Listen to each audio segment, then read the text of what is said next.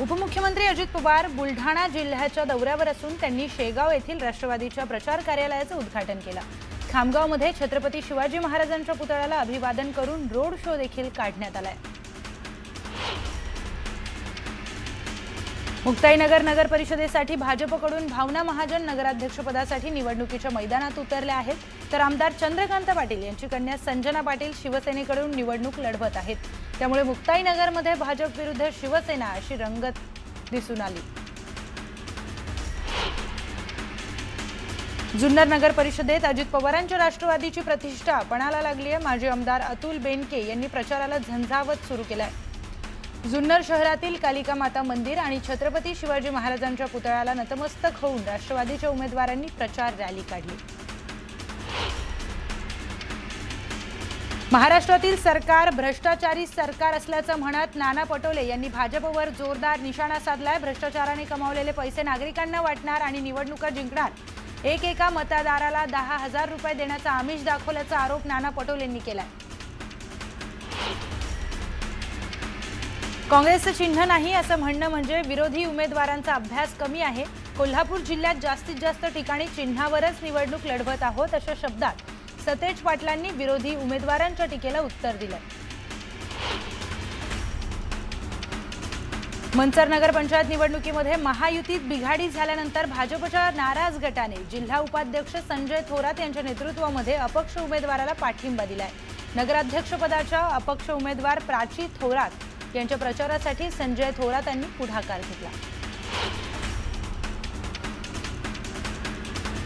चोपडा नगर परिषदेतील उमेदवारांना चिन्हांचं वाटप करण्यात आलं। नगराध्यक्षपदाच्या 4 उमेदवारांसह 15 प्रभागातील नगरसेवक पदाच्या उमेदवारांना चिन्ह वाटप करण्यात आली। माजी आमदार निर्मला गावित अपघात प्रकरणी कार चालक रामनाथ चव्हाणला पोलिसांनी ताब्यात घेतलंय। ब्रेक दाबण्याऐवजी एक्सेलेटर दाबला गेल्यानं अपघात झाल्याचं कार चालकाने सांगितलं। कार चालकाकडून अनावधानाने अपघात झाल्याची माहिती पोलिसांनी दिली आहे। उत्तर मुंबई काँग्रेस अध्यक्ष भूषण पाटील यांनी बोरीवलीतील एका कार्यक्रमात भाजपच्या व्यासपीठावर उपस्थिती लावल्याने चर्चांना उधाण आलंय। भूषण पाटील भाजपमध्ये प्रवेश करणार असल्याच्या चर्चा सध्या रंगू लागल्या आहेत।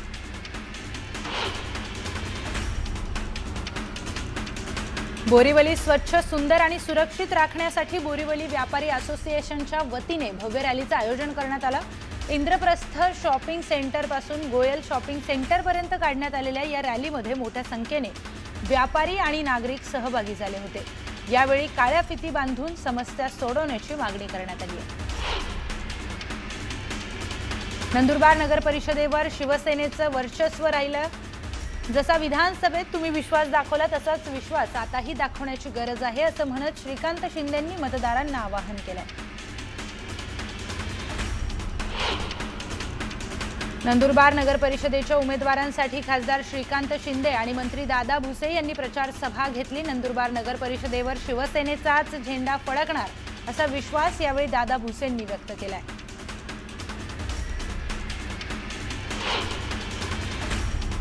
फडणवीसांनी 24 तासात अजित पवारांचा राजीनामा घ्यावा। पवारांनी राजीनामा न दिल्यास उद्या दिल्लीमध्ये अमित शहांची भेट घेणार। शहांकडे अजित पवारांच्या राजीनाम्याची मागणी करणार असं अंजली दमानिया म्हणाल्या। माझ्या हाती लागलेला डेटा महाराष्ट्राला हादरवणारा आहे असं म्हणत अंजली दमानियांनी लोकांच्या जमिनीची लूट थांबवण्याची मागणी केली आहे। पुण्यातील जमिनीसाठी हा व्यवहार नव्हता, कंपनी उभी करण्यासाठी हा व्यवहार झाला असं दमानियांनी सांगितलं। अमेडिया कंपनीने अनेक घोटाळे केलेत। अमेडिया कंपनीने प्रत्येक गोष्टीमध्ये फ्रॉड केलाय असा आरोप अंजली दमानियांनी केलाय। जमीन घोटाळा प्रकरणातील SIT रद्द करा अशी मागणी अंजली दमानियांनी केली आहे। राज्यात शिवसेना आणि काँग्रेस कट्टर विरोधक, मात्र उमरग्यात काँग्रेस शिवसेनेच्या युतीचा नवा अध्याय पाहायला मिळतोय। माजी खासदार रवींद्र गायकवाड यांचे सुपुत्र शिवसेनेकडून नगराध्यक्षपदासाठी रिंगणात उतरलेत। दरम्यान भाजपला काडी मोड देत शिवसेनेने काँग्रेस सोबत घरोबा केला।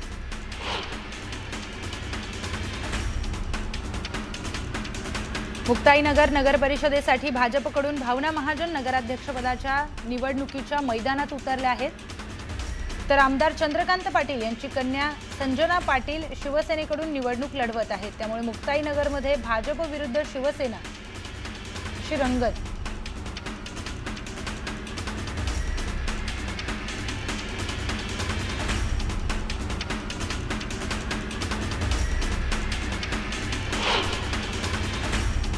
उपमुख्यमंत्री अजित पवारांनी चुकीच्या शब्दांसाठी दिलगिरी व्यक्त केली आहे। शहरात बकालपणा नको, स्वच्छता असावी हा माझा उद्देश होता असं अजित पवार म्हणाले। माझ्या शब्दाला पकडलं जातं, पण मी कायम विकासासाठी प्रयत्न करणार असल्याचं अजित पवार म्हणाले। माजी खासदार इम्तियाज जलील यांनी वाशिमच्या प्रचार सभेत उद्धव ठाकरेंवर जोरदार टीका केली। बाबरी मस्जिद पाडणाऱ्या शिवसैनिकांची पाठराखण करणाऱ्या उद्धव ठाकरे यांना विसरू नका असं म्हणत जलील यांनी ठाकरेंवर निशाणा साधला।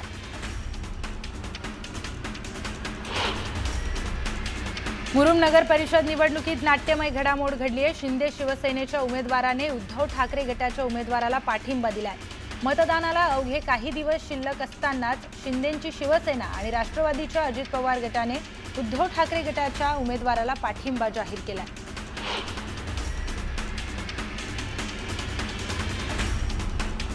नांदेड महानगरपालिकेच्या मतदार यादीतील गंभीर प्रकार शिंदे सेनेच्या पदाधिकाऱ्यांनी समोर आणला आहे। नांदेड महापालिकेच्या मतदार यादीत पश्चिम बंगालमधील 700 ते 800 मतदार असल्याचा आक्षेप शिवसेनेचे शहर प्रमुख तुलजेश यादव यांनी नोंदवला।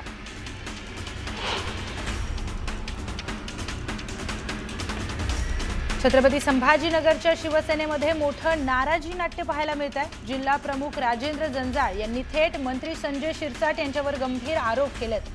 पक्षात मोजक्या लोकांना जवळ करत शिरसाट कार्यकर्त्यांना आणि मला डावलत असल्याचं जंजाळ म्हणाले।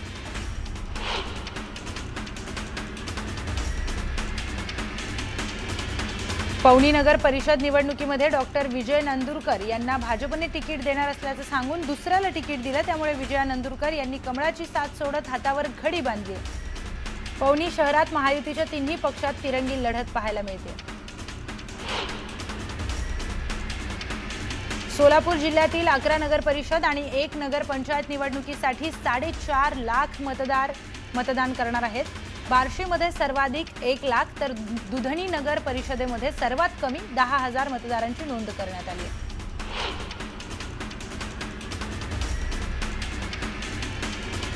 जामखेड नगर परिषद निवडणुकीच्या पार्श्वभूमीवर झालेल्या एका वादग्रस्त विधानाने राजकीय वातावरण तापलंय।